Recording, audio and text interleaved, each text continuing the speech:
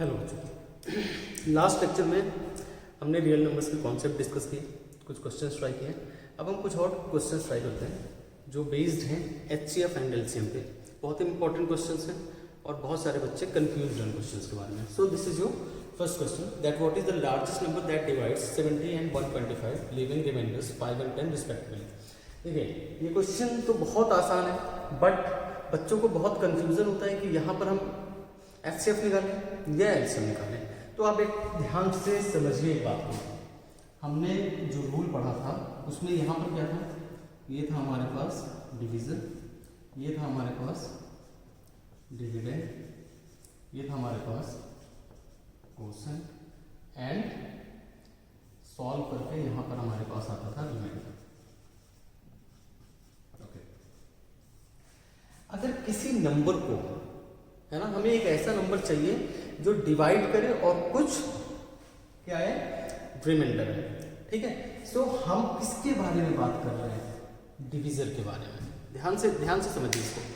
Question is saying what is the largest number that divides some number.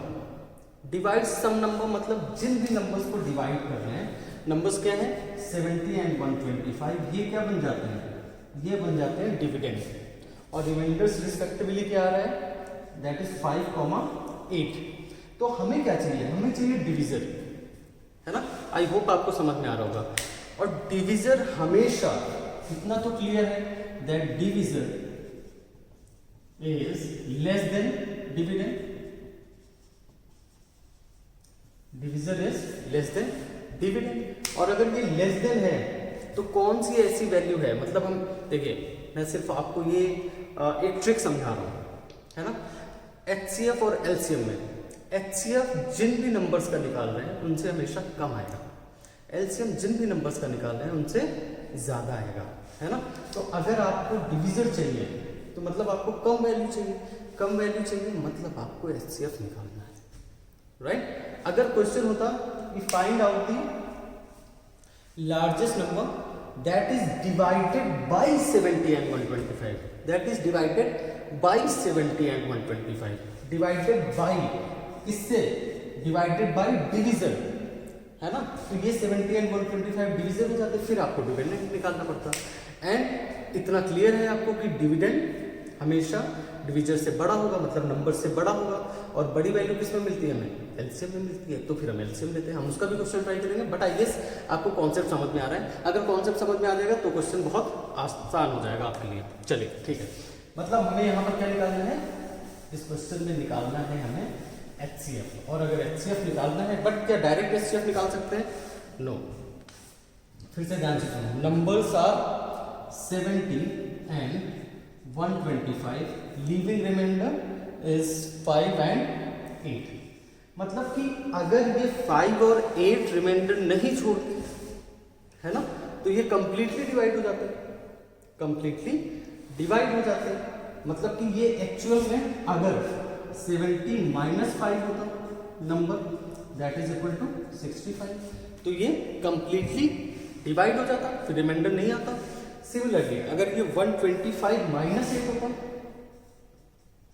125 - 8 होता, मतलब ये कितना हो जाता 170, तो ये कंप्लीटली डिवाइड होता। तो क्या हमें इसका निकालना है HCF? No no no no no, HCF जो है कंप्लीटली डिवाइड करता है ना। कॉमन फैक्टर होता है जो कंप्लीटली डिवाइड करेगा। तो हमें निकालना होगा 65 एंड 117 का एचसीएफ, जो कि बहुत आसान बनने वाला है। 65 is what, that is 5 into 13 and then 117 is what, 13 into 9, है ना। इसको आप 2 into 3 भी लिख सकते हैं, मर्जी है आपकी। अब इनमें कॉमन फैक्टर कौन सा है, only 13 is the common factor, 13 is the common factor. So answer will be 13 is the number which will divide 70 and 125 and leave the remainder 5 and 8। I guess आपको समझ में आ रहा है। सबसे पहले हमें डिसाइड करना है एचसीएफ या एलसीएम निकालना है। फिर हमें देखना है कि अगर ये नंबर 5 रिमाइंडर दे रहा है, रिमाइंडर में अगर डिविडेंड में से रिमाइंडर हटा दें है ना, एक एग्जांपल ले लेते हैं, शायद आपको और बेटर समझ में आए। Suppose this is 2 and this is 9, right. 2 4 8 1, remainder कितना है 1, डिविडेंड कितना है 9। अगर डिविडेंड में हम रिमाइंडर हटा दें तो क्या कंप्लीटली डिवाइड होगा? यस, यानी 9 माइनस 1 इज इक्वल टू 8, और वो 2 से कंप्लीटली डिवाइड होगा, डेफिनेटली होगा, right.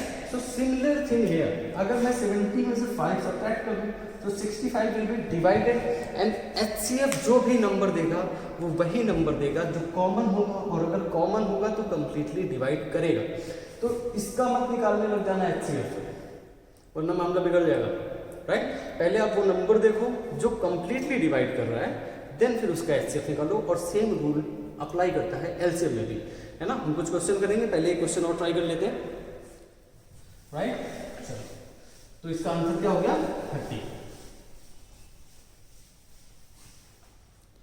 Okay, so here is the next question in your screen.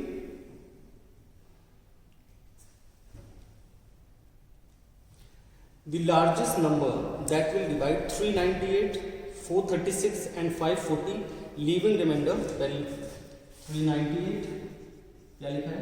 398, 436 and 542 and कितना रिमाइंडर आ रहा है? इसके लिए रिमाइंडर आ रहा है 7, इसके लिए आ रहा है 11 एंड इसके लिए आ रहा है 15। अब देखो फिर से, that number which divide these numbers and give that remainder। अगर ये डिवाइड, कोई ऐसा नंबर ढूंढ रहे हैं जो इसे डिवाइड कर रहा है, मतलब हम क्या ढूंढ रहे हैं? हम ढूंढ रहे हैं डिविजर। हम क्या ढूंढ रहे हैं? डिविजर। और डिविजर जब भी ढूंढना होगा HCF निकालना होगा, जब भी डिविडेंड ढूंढना होगा तो LCM निकालना होगा। इसको अपने दिमाग में बिठा लो, राइट। अब देखो ये दोनों ही HCF एंड LCM दोनों ही कंप्लीटली डिवाइड करेंगे या डिवाइड होंगे, राइट। सो रिमाइंडर का तो सीन नहीं होना चाहिए, तभी निकाल सकते हो। तो अगर ये नंबर है 7 मुझे रिमाइंडर दे रहा है, तो ये एक्चुअल में नंबर कितना होगा? 398 माइनस 7 कर दें तो ये कंप्लीटली डिवाइड होगा, राइट। अब इसके फैक्टर करेंगे। सिमिलरली 436 माइनस 11 कर दे तो ये कंप्लीटली डिवाइड होगा, राइट।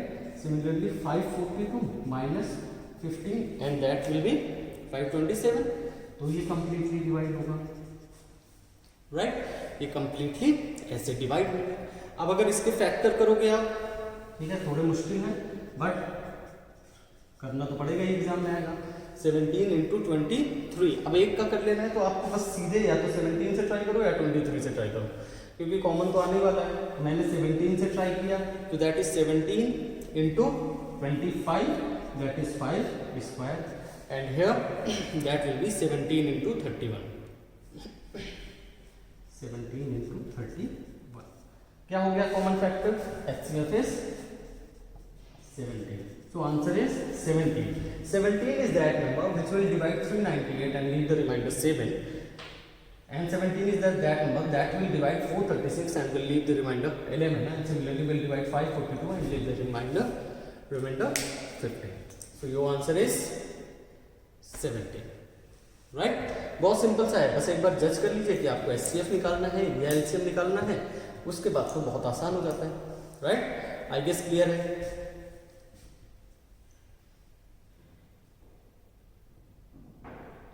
चलिए ठीक है, ओके। अब हम मूव करते हैं अपने नेक्स्ट क्वेश्चन में, and that is in your screen. Okay, so the question is the least number which when divided by, the least number which when divided by 35, 56 and 91, 35, 56 and 91। एक number है जो इन number से divide किया जा रहा है। क्या निकालना है भाई? डिवीजन नहीं निकालना है, क्या निकालना है? ये खुद डिवीजन है। अगर इनसे डिवाइड किया जा रहा है तो ये सब क्या है? ये डिवीजन है। हमें क्या निकालना है? डिविडेंड। और डिविडेंड के लिए हमें क्या निकालना होता है? एलसीएम। डिविडेंड के लिए हमें क्या निकालना होता है? एलसीएम। बट क्या डायरेक्टली एलसीएम निकाल सकते हैं?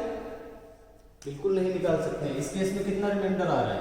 7। इस केस में भी कितना आ रहा है? 7। इस केस में भी कितना आ रहा है? 7।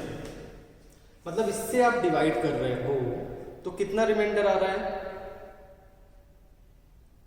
7 7 7 सबसे रिमाइंडर आ रहा है।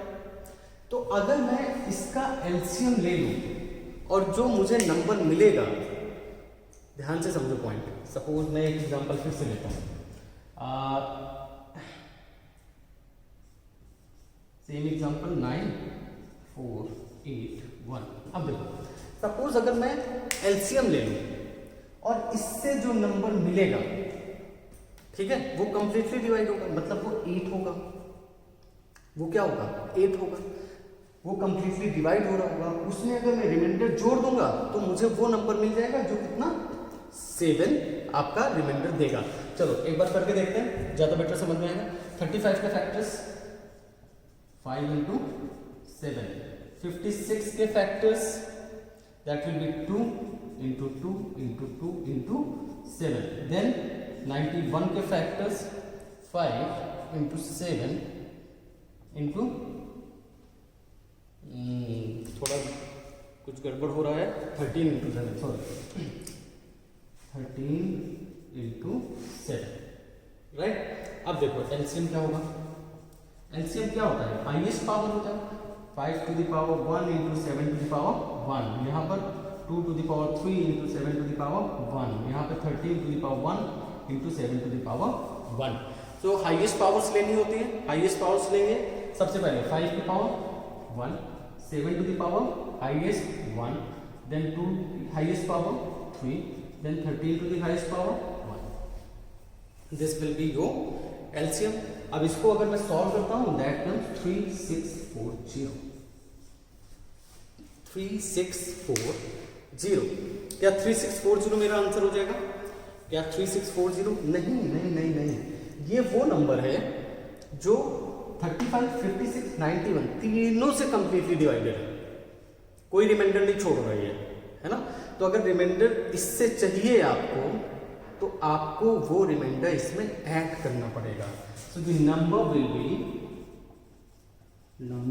विल बी 3640 प्लस 7, जितना भी रिमाइंडर चाहिए आपको। सो the answer will be 3647। This will be your correct answer. This will be your correct answer.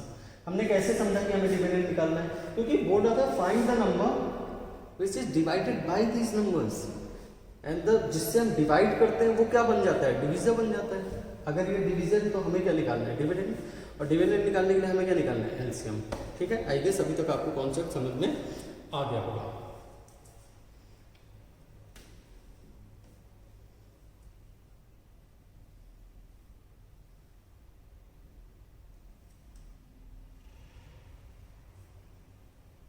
चलिए, अगर समझ में आ गया है तो ये क्वेश्चंस हैं आपकी प्रैक्टिस में।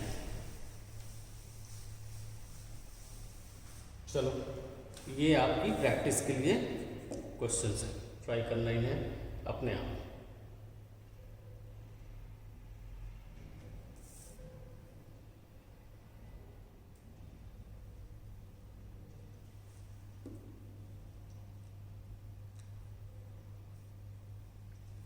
डन? ओके, चलिए अब हम मूव करते हैं नेक्स्ट टाइप के questions. Is in your screen now.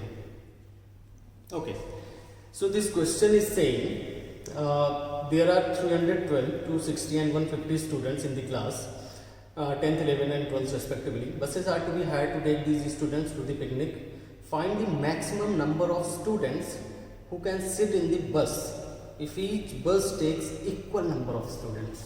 मतलब कि हर एक बस में इक्वल स्टूडेंट होने चाहिए ना। अब सबसे बड़ा कंफ्यूजन सिर्फ यही होता है कि एचसीएफ निकालें एलसीएम निकालें। क्या पूछ रहा है? Number of students. क्या number of students given number से ज़्यादा हो सकते हैं? क्या number of students given number से, हर बस में जो नंबर ऑफ स्टूडेंट्स हैं वो गिवन नंबर से ज़्यादा हो सकते हैं? बिल्कुल नहीं हो सकते हैं। एलसीएम निकालोगे तो डेफिनेटली इन नंबर्स से बड़ी वैल्यू आएगी, तो एलसीएम तो यहीं पर ख़त्म हो जाता है। और सेकेंडली, अगर मैं एक जनरल एग्जांपल लेता हूँ, suppose this is 12, So 3 into 4, 16, 2 into 2, इसको 2 into 2 लिख देते हैं, into 2 into 2। अब देखो कौन सी ऐसी वैल्यू है जो दोनों में है ना, यही तो HCF होता है, this 2 into 2, 2 into 2, राइट। यही तो आपको किन्हीं मल्टीपल वैल्यूज में से जो कॉमन फैक्टर है वो HCF ही तो देगा, राइट। और आपको वही चाहिए। सेम स्टूडेंट्स बैठ रहे हैं, HCF निकाल डालो फटाफट, राइट। नंबर्स कौन से हैं? 312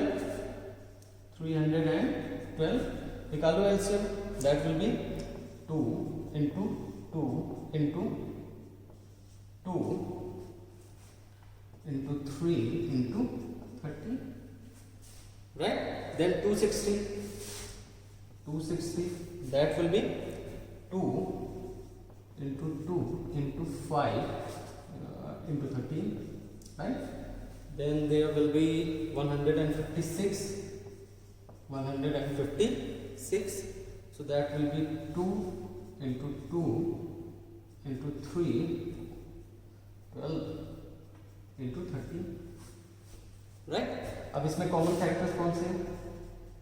कॉमन फैक्टर्स कौन से होंगे? Obviously 2 and 3 is common, no, 2 is common, 13, so that is 2 into 2 into 13, so that will be 52।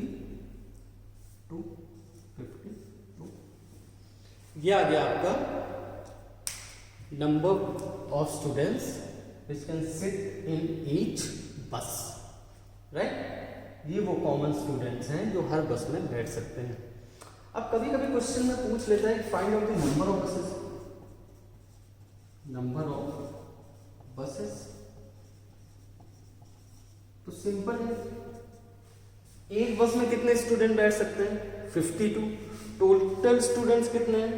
312 plus 260 plus 156 divided by, ये टोटल स्टूडेंट है। एक बस में कितने स्टूडेंट बैठ सकते हैं? 52, डिवाइड कर दो, answer will be 14। So you will require 14 buses if you want कि हर बस में इक्वल स्टूडेंट्स बैठें। और हर बस में कितने स्टूडेंट्स बैठेंगे? 52। हर बस में कितने स्टूडेंट्स बैठेंगे? 52। बहुत सिंपल सा कॉन्सेप्ट है ये। हमने कैसे किया? हमने देखा कि कॉमन फैक्टर निकालना है, equal student number of student से ज़्यादा तो होंगे नहीं। अब कौन सी ऐसी वैल्यू है जो हमें कॉमन फैक्टर देती है? That is HCF। अब कॉमन फैक्टर देती है, HCF निकाला, वो नंबर मिल जाएगा कि कितने कितने स्टूडेंट्स बैठेंगे। अगर क्वेश्चन में पूछता है इफ इट इज आस्क्ड कि कितने नंबर ऑफ बसेस चाहिए, मैं तो total students divided by number of students in one bus, right. Please देख लीजिए क्वेश्चन।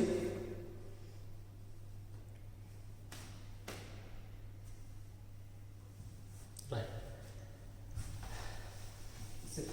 अब this is the question for you to practice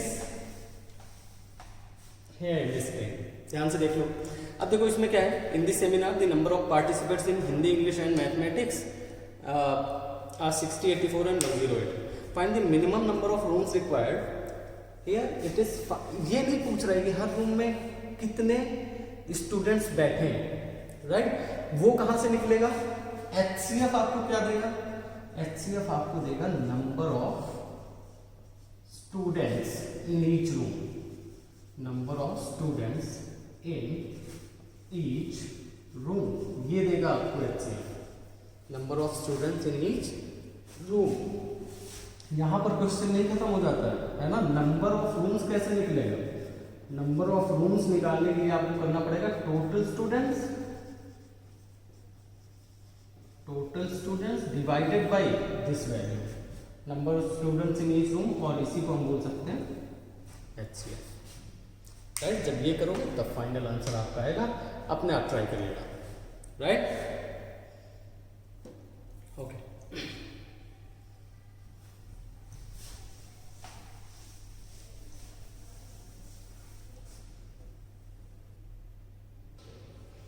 one more good question here. It is saying 6 bells commence tolling together and toll at interval of 2, 4, 6, 8, 10 and 12 minutes respectively in 30 hours. How many times do they toll together? Okay. अब फिर से यहीं पर same concept है, यहाँ पर HCF निकालें या LCM निकालें। सबसे पहले तो आप ध्यान से सुनो, ध्यान से समझो, है ना। मैं यहाँ पर नंबर लिख देता हूँ, that are 2, 4 and 6, 8, 10 and 12.